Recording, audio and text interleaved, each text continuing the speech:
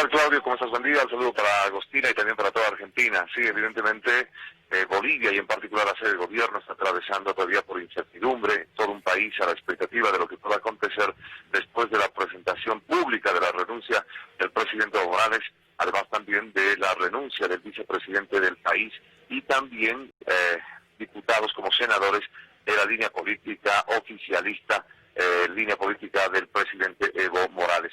Para el día de hoy se tendría que tener ya una sesión de la Asamblea Legislativa para definir quién se hará cargo realmente en su sesión de nuestro país. En todo caso, llegaría a asumir el cargo la segunda vicepresidencia del Senado Nacional, que recae en una senadora de oposición de nombre Yanine Áñez. Por lo menos a esta hora de la mañana, este es el panorama, con una Plaza Murillo totalmente cercada por la gente, la ciudadanía, que ya hace un par de días, después del motín policial que se realizó en todas las regiones del país, pues ellos decidieron atrincherarse y en el caso particular de Bolivia, cerca a la Plaza Murillo, donde está la Casa Grande del Pueblo y también el Palacio Quemado, donde ha gobernado Evo Morales, pues está cercada y cuidado obviamente por los ciudadanos, por la gente que ha decidido obviamente montar un cerco de seguridad para evitar el ingreso de infiltrados y que se pueda suscitar algún tipo de situación que no se quiera lamentar, Agostina. Sí, a lo largo de la madrugada y no sé, ahora también se han registrado saqueos, robos, que es la información que llega al menos hasta aquí, hasta la Argentina. Agostina, no te escuché muy bien, si me puedes repetir. Sí, cómo no. Si se registraron a lo largo de la madrugada robos y saqueos, ¿cómo es la situación en cuanto a la seguridad también, que es la información que nos llega a nosotros? A ver, te comento que el día de ayer, una vez conocida la información de la renuncia del presidente Evo Morales, unas horas después, un par de horas después, comenzaron las movilizaciones, pero de gente perteneciente al movimiento al socialismo, gente que ha bajado incluso desde la ciudad del Alto, porque son dos ciudades en un mismo departamento, la ciudad del Alto y la ciudad de La Paz, que simplemente separa unos kilómetros, pues toda la gente de la ciudad del Alto, que es afín al movimiento al socialismo en su mayoría, pues ha decidido salir a las calles, comenzar a saquear, comenzar a quemar incluso retenes policiales, se ha atentado contra negocios privados, también públicos, pues el panorama se ha tornado muy tenso. Y cuando se ha llegado evidentemente hasta la ciudad de La Paz con otros grupos afines al MAS, también han decidido quemar no solamente casas de gente que ha estado obviamente pidiendo la renuncia del presidente Evo Morales, como por ejemplo el señor Waldo Albarracín, que es rector de la Universidad Mayor de San Andrés, además de que es parte del CONADE, el Consejo Nacional de la Democracia, que ha impulsado la salida de Evo Morales. Pero también se han quemado incluso casas de periodistas en la sede de gobierno. Entonces ha habido mucha incertidumbre por lo que pueda precisamente pasar en estas próximas horas, porque durante la noche del día de ayer y parte de la madrugada se presentó este panorama. Pero después de haber conocido evidentemente este tipo de destrozos, la policía boliviana ha salido con todo su contingente. Eso lo dijo el comandante general de la policía boliviana, Yuri Calderón, que han tenido que desplegar todos los policías, tanto a la ciudad del Alto como también a la ciudad de La Paz, para evitar mayores saqueos, mayor convulsión, mayor quema de domicilios y mucho más. Eso es lo que está sucediendo acá en Bolivia, en la sede de gobierno, Agostina. También hubo saqueos e incendios en casas de funcionarios del gobierno de Evo Morales. Sí, eso sucedió en horas de la mañana. En el transcurso del día era el panorama distinto. ¿Por qué? Porque había, obviamente, quema de casas de gente que pertenecía al oficialismo. Eso sucedió en Potosí, de forma particular y especial en el departamento de Potosí. Se quemaron casas como, por ejemplo, la casa del presidente de la Cámara de Diputados. Se quemaron casas de ministros de Estado en Potosí y de dirigentes también campesinos que pertenecen a la línea del movimiento al socialismo. Pero eso fue en el transcurso del día. El panorama cambió cuando se conoció la renuncia del presidente Evo Morales, pero ya las quemas y los saqueos se presentaron en la sede de gobierno por parte de gente del movimiento al socialismo que bajaron en diferentes grupos para quemar negocios públicos, privados, instituciones y casas, como te digo, no solamente de dirigentes, no solamente de autoridades, sino también incluso de periodistas que han sufrido este tipo de atentados. ¿Quién gobierna hoy en Bolivia? Bueno, al momento, según la constitución política del Estado, recaería en la la senadora Yanine Áñez, porque ella llega a ser la segunda vicepresidenta del Senado Nacional. Les comento que por sucesión constitucional en Bolivia, después de la renuncia de los dos primeros mandatarios, tendría que asumir la presidencia del Senado, que estaba comandada por Adriana Salvatierra, que era de la línea del movimiento al socialismo. Si se presentaría la renuncia de Adriana Salvatierra, que era la presidenta del Senado, tendría que haber asumido la primera vicepresidencia, que también estaba en manos del movimiento al socialismo, Rubén Medinaceli, y ellos obviamente renunciaron. Y ahora le tocaría a la segunda vicepresidencia del Senado. En este caso llega a ser Yanine Áñez una senadora opositora. Y obviamente la senadora opositora ha señalado que está en disposición de asumir el cargo y cumplir la Constitución Política del Estado y obviamente convocar a una sesión de Asamblea Legislativa para poder, de una vez conocer el tema de la carta de renuncia del presidente Evo Morales, conformar obviamente las directivas, que también hubo renuncias de diputados, y arrancar obviamente con la normativa dentro de la norma constitucional para que se convoque a unas nuevas elecciones, pero antes obviamente también buscando la designación de vocales del Tribunal Supremo Electoral. Pero la realidad es que no hay ninguna chance de que integrantes de la asamblea, que sean del MAS, vayan a esa asamblea. Los van a detener, no va a haber condiciones. La situación es claramente de ruptura del orden institucional. Es así, la incertidumbre persiste, porque es la gente del movimiento al socialismo que tendría que participar de esta sesión para hacer el quórum correspondiente e instalar la sesión de la Asamblea Legislativa. Pero lo que conocemos es que los parlamentarios es evidentemente no llegar hasta la Asamblea Legislativa. Hemos conocido de algunos por la incertidumbre, por la inseguridad que se pueda brindar. Entonces estamos todavía nosotros también preguntándonos a qué hora se instala una Asamblea Legislativa, dónde se instala una Asamblea Legislativa con las garantías necesarias, pero esto se tiene que instalar porque obviamente se tiene que designar o se tiene que en todo caso conocer oficialmente que Yanine Áñez estaría a cargo del país transitoriamente.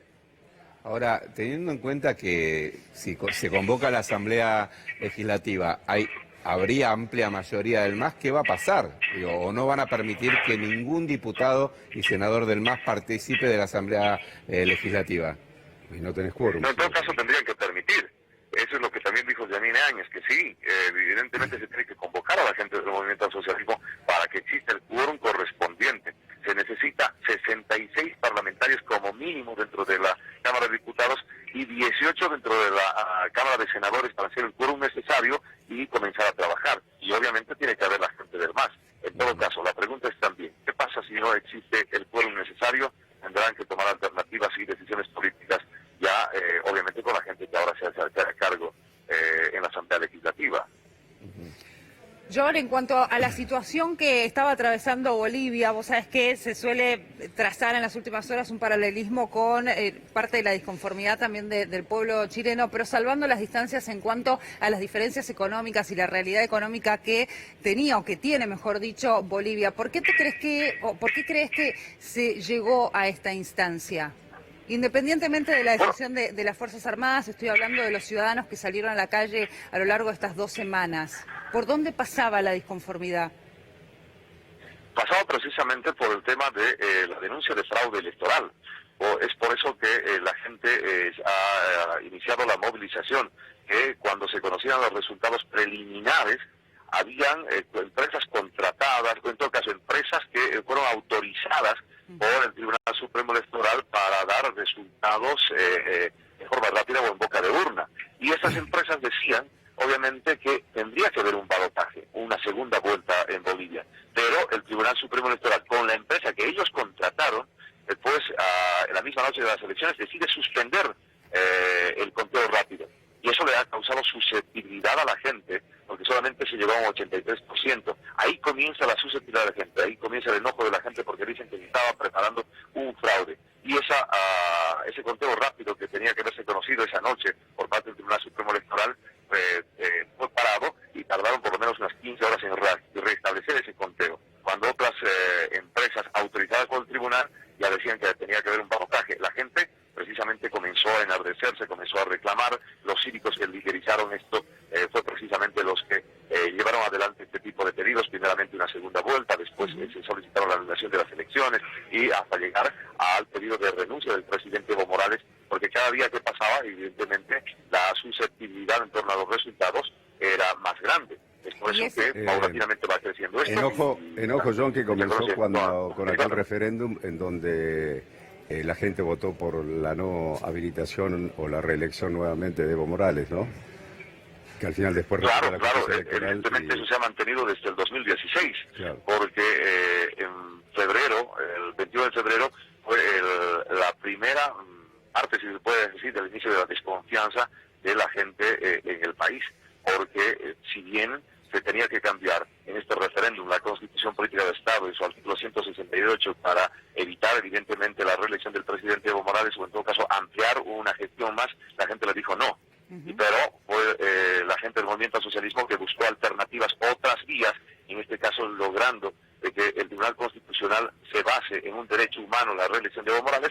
Ahí evidentemente también se conocía que Evo Morales pretendía quedarse en el país a como de lugar. Eso era la denuncia de la misma gente, de los líderes políticos.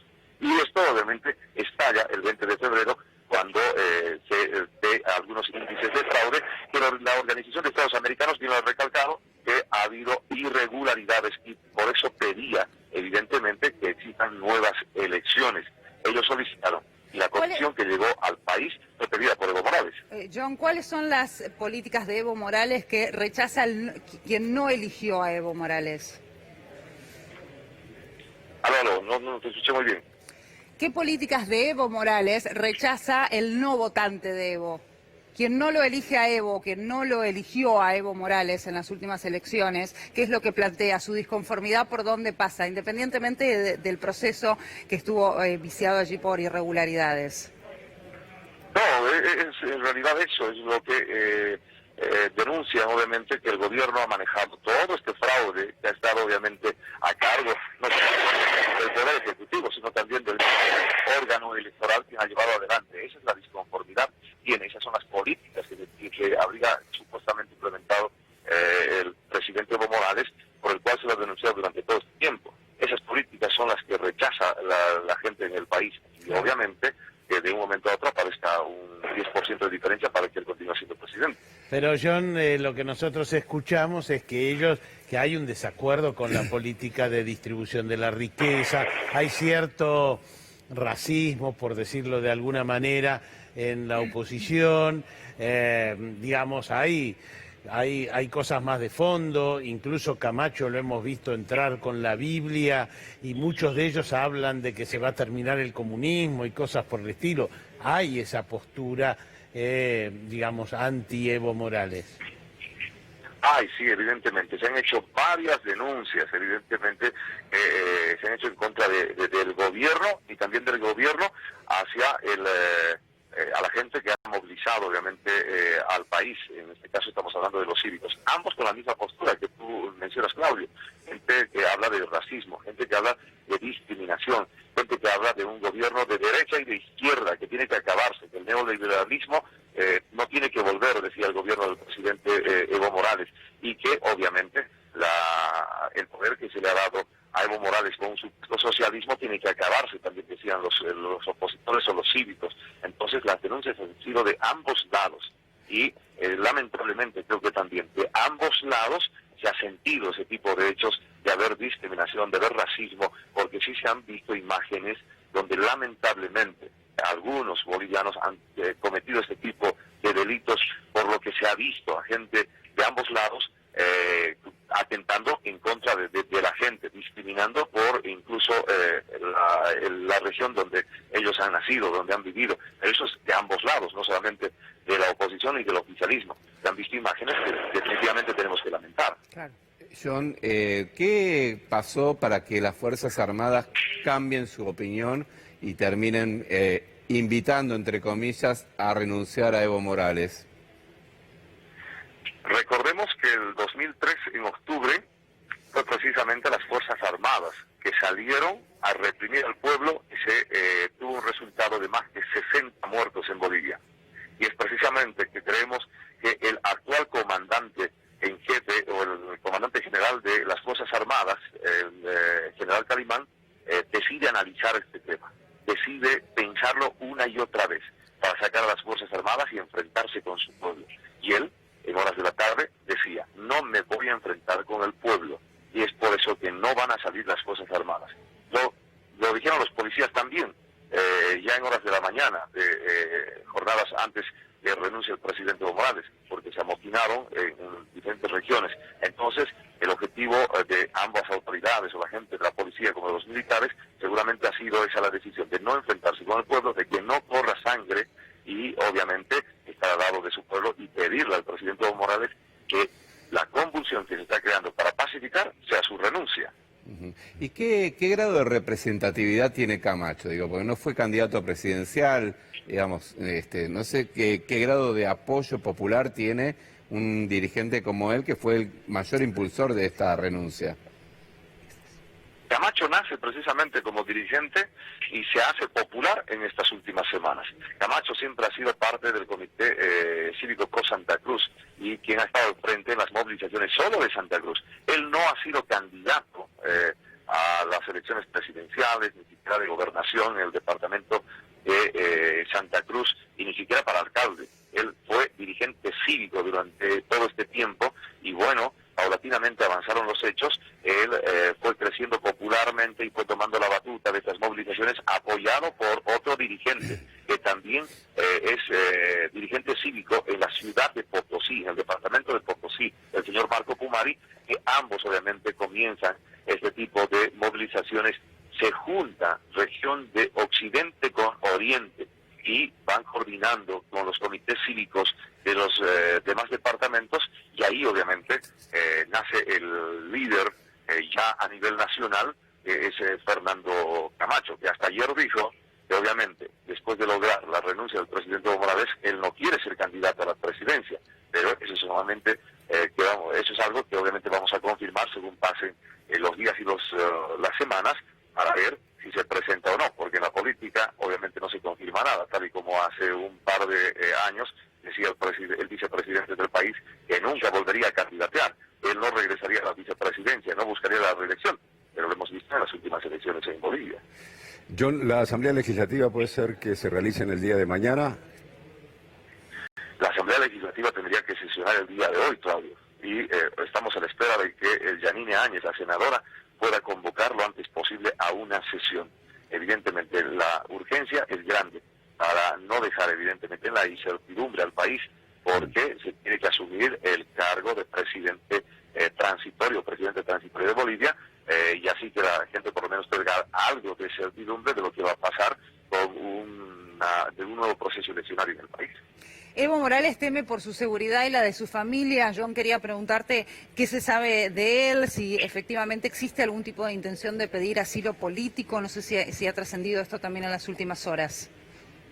México fue el que el día de ayer ofreció el asilo político para Evo Morales Ayma, pero él dijo que no ha salido por delincuente ni por corrupto de la presidencia del país, sino acusando un supuesto golpe de Estado en Bolivia y que por preservar la integridad de sus compañeros militantes del movimiento al socialismo dejaba el cargo, pero él dijo que se va a quedar en Bolivia. Él está en el Chapare, según entendemos, que es el lugar precisamente donde tiene mayor apoyo el presidente Evo Morales y bueno, se han podido escuchar apoyos internacionales, comenzando de Nicolás Maduro, presidente de Venezuela, pero a través de su cuenta de red social, el Twitter, Evo Morales ha denunciado obviamente que está con mucha inseguridad porque han quemado su casa en Cochabamba, han quemado la casa de su hermana también, entonces él está denunciando ese tipo de agresiones, de violencia en contra de su familia. John Guzmán, muchísimas gracias por este contacto y hasta cualquier momento. Hasta cualquier momento, Claudio, un saludo para todos ustedes y para Argentina. Muchísimas gracias.